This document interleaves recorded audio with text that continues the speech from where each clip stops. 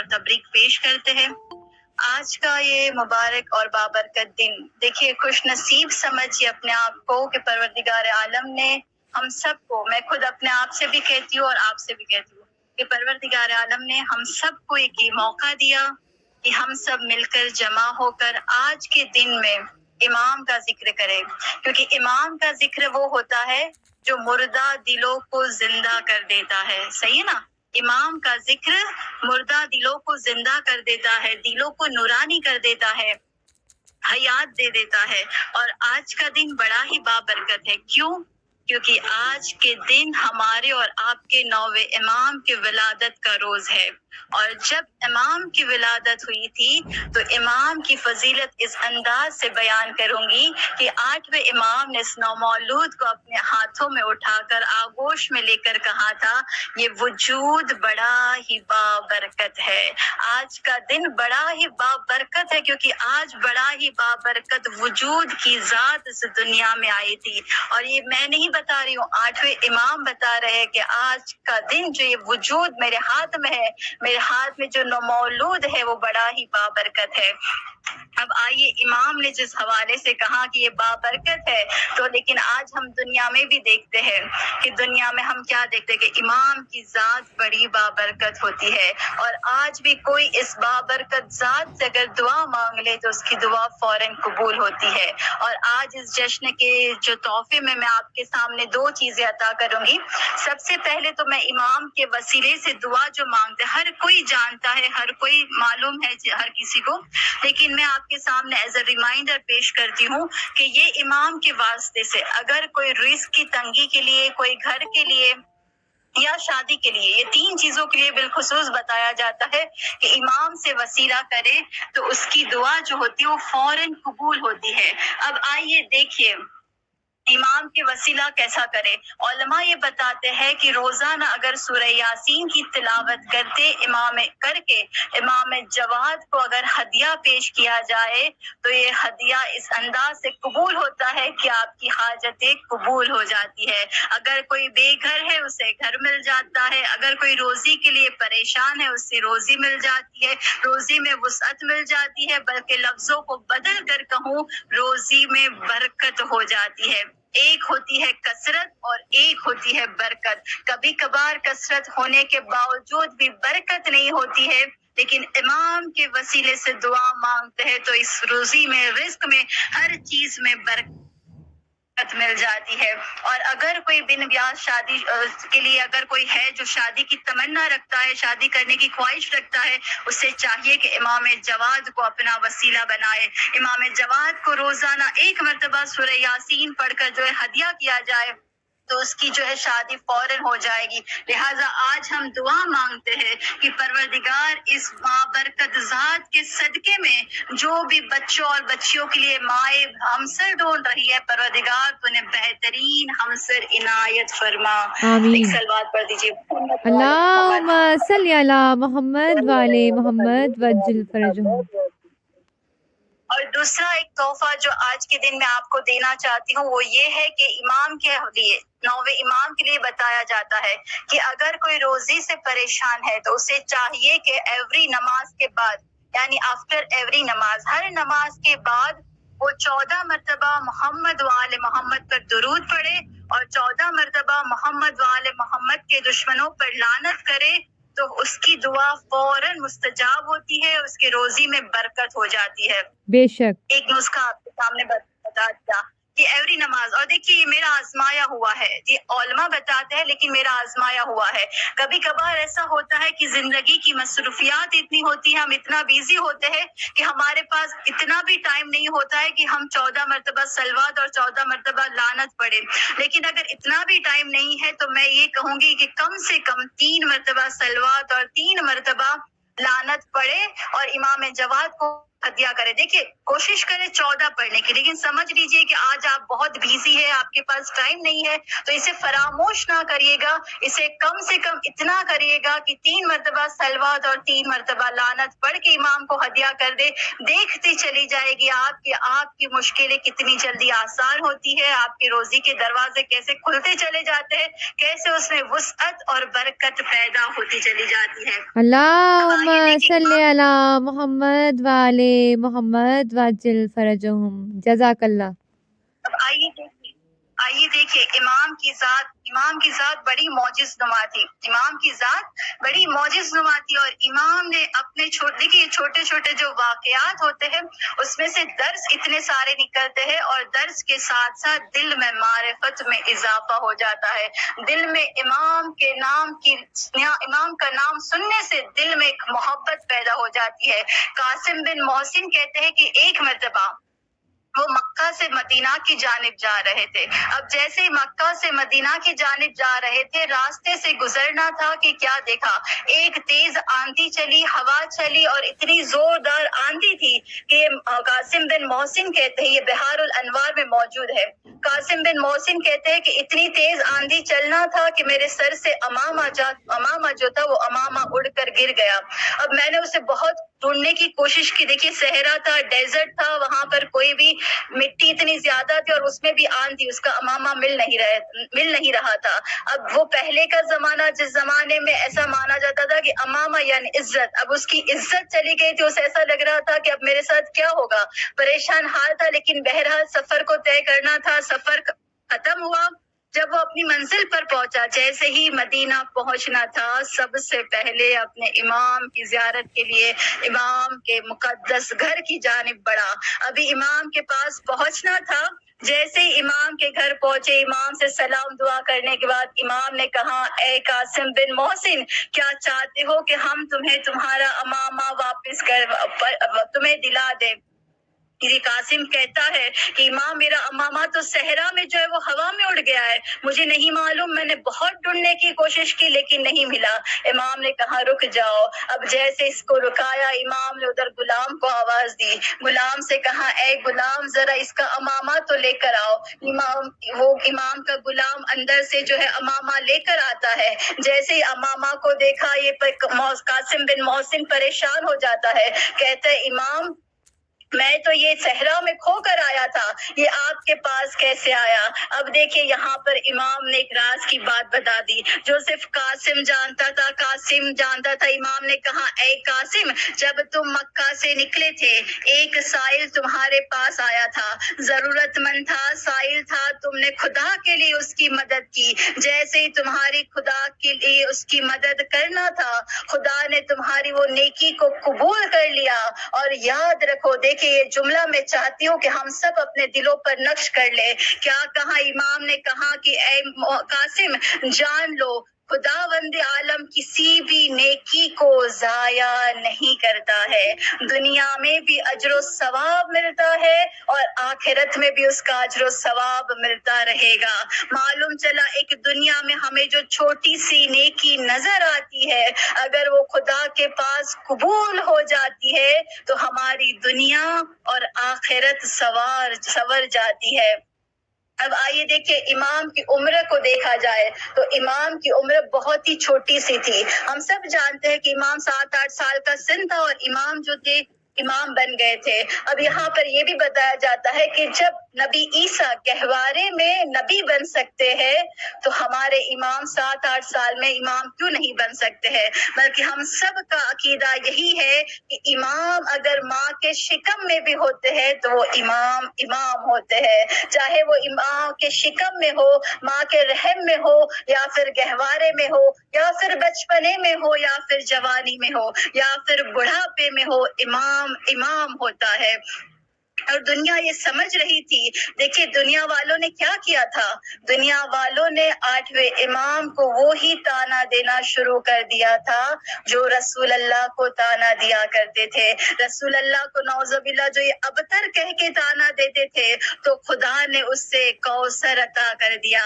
वैसे ही इमाम रजा के यहाँ 47 ईयर्स से जो औलाद नहीं थी तो खुदावंदे आलम ने دنیا والوں نے جیسے تانا دیا ابتر کا، تو خداوند عالم نے 9ویں امام کی شکل میں اسے ثانیہ کوثر عطا کر دیا۔ علماء بیان کرتے ہیں کہ یہ ثانیہ کوثر ہے، ایک کوثر جو رسول اللہ کو عطا کی گئی تھی اور ایک کوثر جو امام رضا کو عطا کی گئی۔ یہ کوثر، اس کے بعد دیکھیں ہم دیکھتے ہیں دنیا میں کتنے سارے رضوی سادات ہیں، یہ سارے امام رضا کی نسل سے۔ امام رضا کو یہاں ایک ہی فرزند تھا اور وہ ہمارے اور آپ کے 9ویں امام، جس کا لقب ٹائٹل جو ہے وہ بہت زیادہ فیمس ٹائٹل ہے، وہ تقی اور جواد ہے۔ جواد یعنی بن مانگے دینے والا، مانگنے کی بھی ضرورت نہیں ہوتی ہے۔ جب دنیا والوں کے پاس جب جا کر مانگتے ہیں، پتہ نہیں عطا کریں گے یا نہیں کریں گے، لیکن ہم اور آپ بڑے ہی خوش نصیب ہیں۔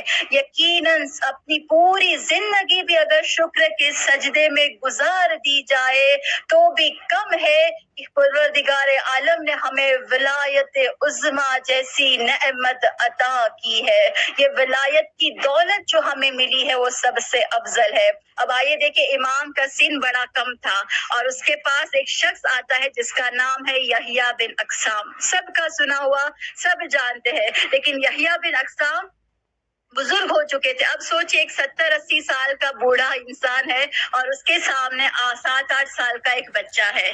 اب یہ بوڑھا انسان یہ سوچ رہا تھا کہ پتہ نہیں امام میرا جواب دے سکیں گے یا نہیں۔ ایک مناظرہ ہوا تھا، لیکن مناظرے سے پہلے جو امامت کے لیے وہ دلیل مانگ رہا تھا اس کو سن لیجئے پہلے، پھر انشاءاللہ میں مناظرے کی طرف آگے بڑھتی ہوں کہ امام کے پاس آتا ہے۔ اب دیکھیں یہاں پر امام جو ہوتے ہیں نا وہ دلوں کے حال سے واقف ہوتے ہیں۔ آپ سب آج یہاں پر یہ جشن میں بھلے ہی گوگل میٹ پر بیٹھی ہوئی ہے، لیکن دل میں امام کے ساتھ بات کریے گا، امام کے ساتھ راز و نیاز کریے گا کہ امام آپ کے دربار میں آ کر بیٹھے ہوئے ہیں۔ امام آج کسی کو بھی خالی ہاتھ نہ پھیرنا، آج ہم سب یہاں سے عیدی لے کر جائیں گے، آج سب اپنے اپنے دلوں میں عیدی مانگ لے امام سے کہ آج امام کا سخاوت کا دریا جو ہے وہ ٹھاٹھ مار رہا ہے، سمندر ٹھاٹھ مار رہا ہے، سخاوت جو ہے وہ جوش میں ہے۔ جو بھی مانگنا ہے آج اس بابرکت ذات کے صدقے میں مانگ لیجئے۔ اب آئیے دیکھیں یحییٰ بن اقسام آتے اور کہتے امام، جیسے امام کے پاس آنا تھا امام نے کہا تمہارا سوال میں ہی تمہیں بتا دوں، کہا ہاں امام آپ بتا دیں۔ اب یحییٰ بن اقسام کہتے ہیں امام کہتے ہیں کہ تمہارا سوال یہ ہے نا کہ ہمارا امام کون ہے۔ دیکھیے چھوٹی سی عمر تھی، لوگ سمجھ رہے تھے کہ اب ہمارا امام کون ہے۔ یحییٰ بن اقسام یہی سوال لے کر آئے تھے کہ ہمارا امام کون ہے۔ جیسے یہ سننا تھا، یحییٰ بن اقسام کہتے ہیں کہ قسم خدا کی میرا یہی سوال تھا کہ ہمارا امام کون ہے۔ جیسے یہ سننا تھا امام نے جواب دیا انا ہوا، میں ہی ہوں جو تمہارا امام ہوں۔ جیسے یہ سننا تھا وہ یحییٰ بن اقسام کہتے ہیں کہ اے امام کوئی نشانی بتا دیجئے، کوئی دلیل بتا دیجئے جس کی وجہ سے میرے دل کو اطمینان ہو جائے۔ اب امام نے دیکھے کیا کیا، امام نے ابھی زبان نہیں چلائی، امام نے فقط اپنے ہاتھ میں جو عصا تھا وہ عصا کی جانب اشارہ کیا۔ جیسے اشارہ کرنا تھا عصا گویا ہوئی، عصا نے بولنا شروع کیا، عصا نے کہا کہ بے شک میرا مولا جو ہے وہ میرا بھی امام ہے اور اس زمانے کا امام ہے اور وہی حجت خدا ہے۔ جیسے یہ سننا تھا معلوم چلا، جیسے ہی عصائے موسیٰ یعنی نبی موسیٰ کی عصا نبی موسیٰ کی نبوت پر دلالت بنی تھی، ویسے ہی عصائے امام محمد تقی امام کی امامت کے لیے دلیل بن گئی۔ ایک صلوات پڑھے محمد وآل اللہم محمد پر۔ صلی علی محمد وآل محمد وعجل فرجہم۔ سبحان اللہ سبحان اللہ۔ الحمدللہ، امام کے فضائل ایسے ہے کہ امام کے فضائل سن کر دل میں معرفت جو ہے وہ جوش مارنے لگتی ہے۔ اب آئیے سنیے، امام کے پاس یہی یحییٰ بن اقسام جو مناظرے کے لیے آئے تھے۔ ایک مرتبہ مناظرے کے لیے آئے تو کہا کہ اے امام، ہم نے بہت ساری حدیثیں جو رسول اللہ سے سنی ہے، تو لہٰذا میں چاہتا ہوں کہ آپ وہ جو یہ ساری حدیثیں ہیں اس پر دلالت کریں، اس کے اوپر دلیل دیں۔ جیسے یہ سننا تھا امام نے کہا ٹھیک ہے بیان کرو۔ اس نے کہا کہ یا امام ہم نے جو ہے وہ نبی اکرم علیہ السلام سے اللہم صلی علی محمد وآل محمد उनसे हमने ये हदीस सुनी है कि एक मर्तबा जिब्राइल नाजिल हुए और अर्ज की कि ए पैगंबर, देखिए पैगंबर पर जिब्राइल नाजिल हो रहे हैं, और जैसे हम सब जानते कि जब भी जिब्राइल नाजिल होते तो कुछ ना कुछ पैगाम और कुछ ना कुछ खबर लेकर आते थे।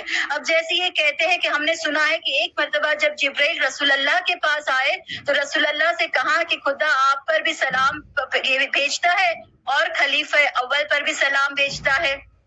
और इसके बाद खुदा ये फरमाता है, देखिए क्या कह रहा है, खुदा ये फरमाता है कि खुदा तो जो है वो पहले खलीफा से, देखिए ये मैं यहाँ पर खलीफा लफ्ज इस्तेमाल करती हूँ लेकिन हम सब जानते हैं कि वो क्या है। अब देखिए कहते हैं कि वो पहले खलीफा के लिए खुदावंद आलम ने कहा, देखिए अब यहाँ पर जब मैं बात आ गई है तो इंशाल्लाह मैं आगे बयान करूंगी कि इमाम ने बड़े ही तहम्मुल के साथ इनके सवालात के जवाबात दिए, और मैंने इसीलिए सोचा कि मैं इसको जो है वो आपके सामने बयान करूं, क्योंकि आज कभी कभार हमारे बच्चे, हमारे जवान, हमारे कौम के बच्चे कभी कभार आकर हमसे सवाल करते हैं, और कभी कभार ऐसा होता है कि हम वो सवाल जो है बड़े अजीब होते हैं लेकिन हम जो उसे टाल देते हैं, उसे कभी कभार हम गुस्से से जो है हटा देते हैं। लेकिन इमाम ने जैसे भी सवाल लाए थे, इमाम ने बड़े तहम्मुल के साथ उस सवालात के जवाबात दिए, बरसब दलील को पेश किया, दलील पेश करके उसे बता दिया कि देखो हक कहाँ है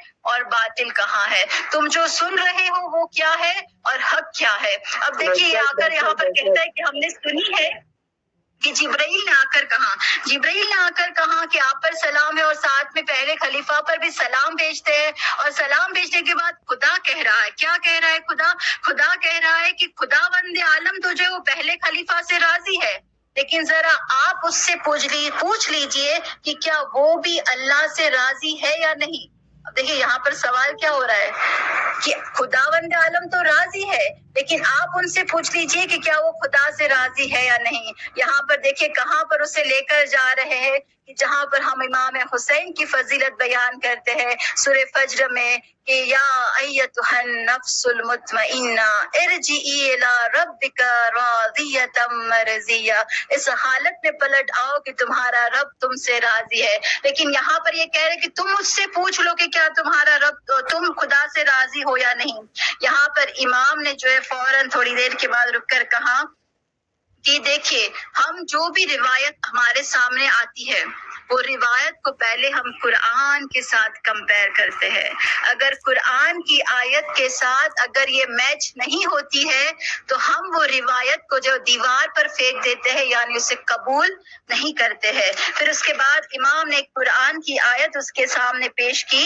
इमाम ने फरमाया कि क्या तुम नहीं जानते कि खुदावंद आलम जो कुरान में इरशाद फरमाता है कि हम तुमसे तुम्हारी शहरग से भी ज्यादा करीब है और तुम्हारी हालत को हम तुमसे ज्यादा जानते हैं। तो ऐसा कैसे हो सकता है कि जो खुदा हमारी शहरग से भी हमसे ज्यादा करीब है, जो हमारी हालत को हमसे ज्यादा जानता है, तो ऐसा कैसे हो सकता है कि खुदा नहीं जानता कि वो खुदा से राजी है या नहीं। यानी ये रिवायत जो है वो कुरान के साथ मैच नहीं हो रही है, लिहाजा ये रिवायत जो है वो काबिल कबूल नहीं है। उसके बाद जो है उसने इमाम से कहा कि अच्छा इमाम, हमने ये भी रिवायत सुनी है कि खुदावंद रसूलुल्लाह इरशाद फरमाते हैं कि पहले और दूसरे खलीफा की मिसाल ऐसी है जैसे जिब्राइल और मिकाइल की आसमान में है। देखिए कितना बड़ा लेवल उसे दे दिया, कितना बड़ा मर्तबा उसे दे दिया।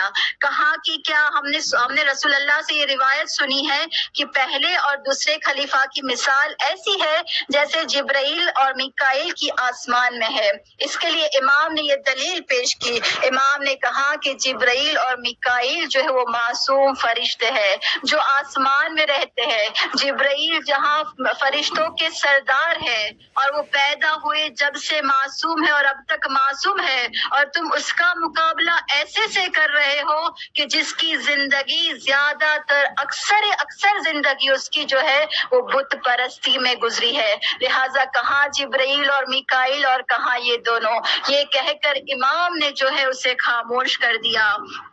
अब देखिए इमाम के सामने वो तीसरा सवाल करता है। वो कहता है कि या इमाम, हमने जो है सुना है کہ رسول اللہ نے جیسے فرمایا کہ الحسن والحسین شہید شباب اہل الجنہ، کہ امام حسن و حسین جنت کے جوانوں کے سردار ہے، ویسے ہم نے سنا ہے کہ رسول اللہ نے کہا ہے کہ پہلے اور دوسرے خلیفہ جو ہے وہ جنت کے بوڑھوں کے سردار ہے۔ اب یہاں پر امام نے بتا دیا کہ کیا تم نے یہ نہیں سنا، رسول اللہ نے کہا تھا کہ جنت میں بوڑھے نہیں جائیں گے، جنت میں اگر جو بوڑھا ہو کر اس دنیا سے جائے گا وہ بھی جب جنت میں جائے گا تو جوان ہو جائے گا، پھر جنت میں جائے گا۔ تو جنت میں جب بوڑھے ہوں گے ہی نہیں تو بوڑھوں کے سردار کی کیا ضرورت ہے، یہ کہہ کر امام نے اسے خاموش کر دیا۔ اب دیکھیں یہاں پر پھر امام نے ایک جملہ بتایا، کون سا جملہ تھا؟ امام نے کہا کہ یہ ساری روایت جو ہے وہ بنی امیہ کی گڑی ہوئی ہے، بنی امیہ نے اسے پیدا کی ہے، بنی امیہ نے اسے گڑا ہے۔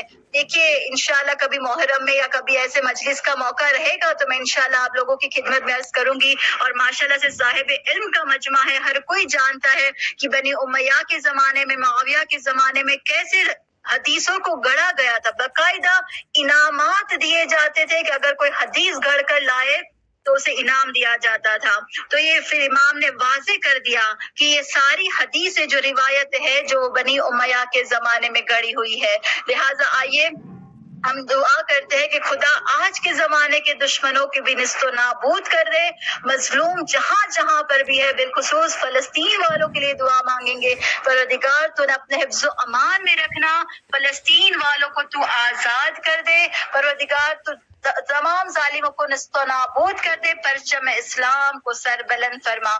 دعاؤں کی قبولیت کے لیے بآواز بلند صلوات اللہم صلی علی محمد وعلی محمد وعجل فرجہ۔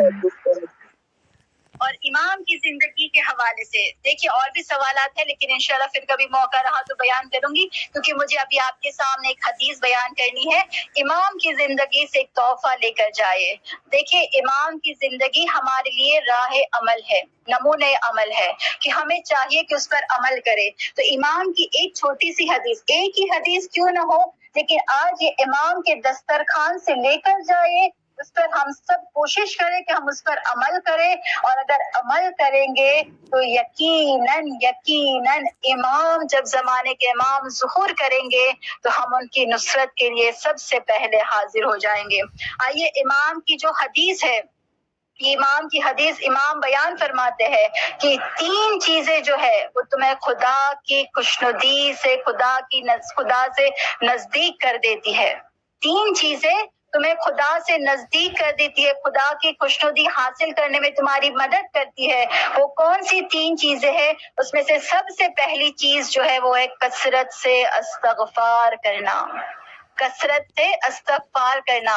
اور ماہ رجب کا مہینہ ہم سب جانتے ہیں، رجب اللہ کا مہینہ ہے، شعبان جو ہے وہ رسول اللہ کا مہینہ ہے، اور ماہ رمضان جو ہے وہ امت کا مہینہ ہے۔ اور ایک روایت میں علماء یہ بیان کرتے ہیں کہ ایک روایت میں یہ ملتا ہے کہ مولا علی امیر المومنین علیہ السلام جب روزے رکھتے تھے ماہ رجب میں تو یہ کہتے تھے کہ یہ میرا مہینہ ہے۔ تو اگر دیکھیں تو ماہ رجب جو ہے وہ ولی اللہ یعنی اللہ کے ولی کا مہینہ ہے، ماہ شعبان جو ہے وہ رسول اللہ کا مہینہ ہے، اور رجب ماہ رمضان جو ہے وہ شہر اللہ ہے، اللہ کا مہینہ ہے۔ معلوم چلا جیسے رجب کو حاصل کیے بغیر شعبان میں نہیں جا سکتے، شعبان کے بغیر رمضان تک نہیں پہنچ سکتے، ویسے ہی جب تک علی کی ولایت کو نہیں مانو گے رسول تک نہیں پہنچ سکو گے، رسول کو نہیں مانو گے جب تک اللہ تک نہیں پہنچ سکو گے۔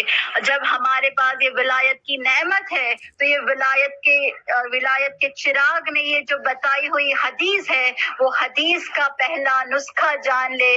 سب سے پہلا نسخہ ہے کثرت کے ساتھ استغفار کرنا، اور استغفار کا سب سے حسین موقع اگر کوئی ہے تو وہ نماز شب کا وقت ہے، تہجد کا وقت ہے، جب انسان تمام دنیا سو رہی ہے، لیکن جب اپنی نیند کو چھوڑ کر، اپنا نرم بستر چھوڑ کر، وضو کر کے جب بندہ مصلی پر آ جاتا ہے اور مصلی پر آ کر کہتا ہے استغفر اللہ ربی واتوب الیہ، خدا کی رحمت جوش مارنے لگتی ہے، خدا کی رحمت اس پر برسنے لگتی ہے۔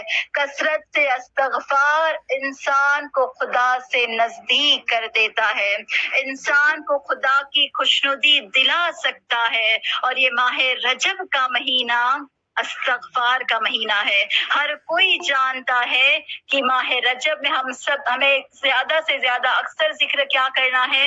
استغفر اللہ و اسألہ التوبہ۔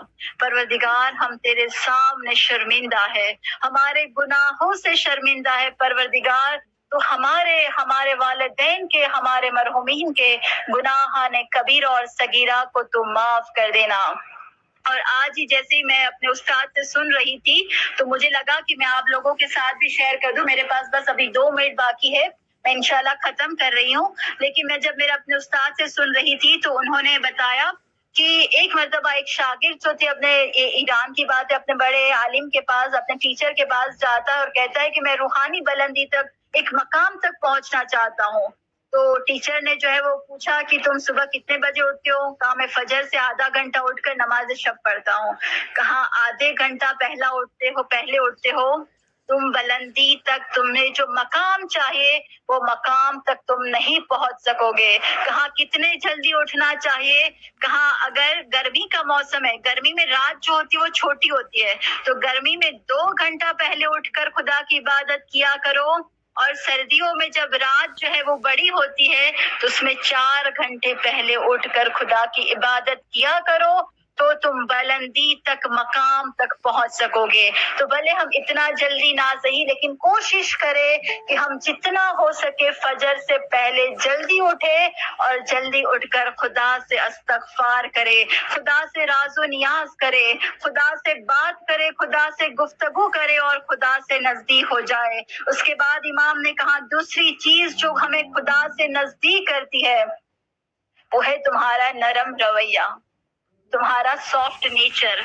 انسان کو چاہیے کہ دوسروں کے ساتھ بڑی مٹھاس کے ساتھ بات کرے۔ ماشاءاللہ سے صاحب علم اور صاحب عمل والا مجمع ہے، میں ہر کسی کو تو نہیں جانتی، لیکن ہاں میرا دل یہ ضرور کہتا ہے کہ ہر کوئی ایسا ہی ہوگا، نرم رویہ رکھتا ہوگا۔ لیکن یہی چیز دیکھیں، ایک ہوتا ہے مفاتیح الجنان، جنت میں جانے کی چابی، اور ایک ہوتا ہے مفاتیح الحیات یعنی دنیا، ایک حقوق اللہ، ایک حقوق العباد۔ اللہ کے حقوق کو بھی ادا کرنا ہے، بندوں کے حقوق کو بھی ادا کرنا ہے۔ اگر ایک انسان نرم رویہ اپنائے گا، دیکھتا چلے جائے گا کہ دنیا والوں کے دلوں میں کیسے اس کے لیے خدا محبت پیدا کر دیتا ہے۔ اور تیسری چیز جو یہ مہینے میں بھی کرنی ہے، جو خدا سے نزدیک کرتی ہے، وہ ہے کثرت کے ساتھ صدقہ دینا۔ کثرت کے ساتھ صدقہ دینا۔ انسان اگر کثرت کے ساتھ صدقہ دیتا ہے تو خدا سے نزدیک ہو جاتا ہے۔ اب صدقہ صرف یہ نہیں ہے کہ ہم پیسے جو ہے وہ راہ خدا میں خرچ کرے، کسی کو ایک حدیث بتانا وہ بھی ایک صدقہ ہے، کسی کے سامنے مسکرانا یہ بھی ایک صدقہ ہے، کسی کی امداد کرنا یہ بھی ایک صدقہ ہے۔ اور جان لیجئے کہ اگر آپ کسی کی مدد کرتے ہو، جس طریقے سے بھی ہو سکتی ہے، اگر آپ خدا سے مدد کرتی ہو، یہ بتایا جاتا ہے کہ وہ استغفار سے بھی زیادہ بہتر ہے کہ وہ فوراً تمہارے گناہوں کو دھو دیتی ہے۔ اگر آپ کسی کی مدد کرتے ہو تو فوراً آپ کے گناہ جو ہوتے ہیں وہ دھو جاتے ہیں، اسے خداوند عالم صاف کر دیتا ہے۔ تو معلوم چلا کثرت سے استغفار، نرم رویہ اور کثرت سے صدقہ دینا انسان کو خدا سے نزدیک کر دیتا ہے۔ آئیے دعاؤں کے لیے ہاتھوں کو بلند کرے کہ پروردگار پروردگار پروردگار ہم سب کی جانب سے اس جشن کو قبول فرمانا، ہمارے گناہان کبیرہ اور صغیرہ کو اس جشن کے صدقے میں، آج کے اس بابرکت مولود کے صدقے میں، اس بابرکت وجود کے صدقے میں ہمارے گناہان کبیرہ اور صغیرہ کو معاف کر دینا۔ آمین۔ پروردگار ہم سب کو ایسی توفیق دے کہ ہم ماہ رجب، ماہ شعبان اور ماہ رمضان جو یہ عظیم مہینے ہمارے درمیان آ رہے ہیں، پروردگار ہمیں توفیق دے کہ ہم اس میں زیادہ سے زیادہ عبادت کر کے تیری خوشنودی حاصل کرے۔ پروردگار ہمارے اور ہمارے بچوں کے ایمان کو تو مرتے دم تک سلامت رکھنا، ہماری قیامت تک آنے والی نسلوں میں ولایت علی کو قائم و دائم رکھنا۔ پروردگار اس جشن کے صدقے میں دعا مانگتے ہیں زمانے کے امام وارث امام محمد تقی وارث زہرا یوسف زہرا کے ظہور میں تعجیل فرما، ان کی پہلی آواز پر ہم سب کو لبیک کہنے کی نیک توفیق عنایت فرما، ہمارے زمانے کے امام کو ہم سے راضی و خوشنود فرما، جو بھی بیمار ہے آج کے اس بابرکت وجود کے صدقے میں تمام بیماروں کو شفائے کامل و عاجل عطا فرما، جو بھی بے روزگار ہے پروردگار آج کے اس مولود کے صدقے میں اسے حلال وسعت اور برکت والے رزق عنایت فرما۔ پروردگار تجھ سے التجا کرتے ہیں، تجھ سے دعا مانگتے ہیں، پروردگار ہم سب کو جلد سے جلد بار بار چہاردہ معصومین کی زیارت نصیب فرما۔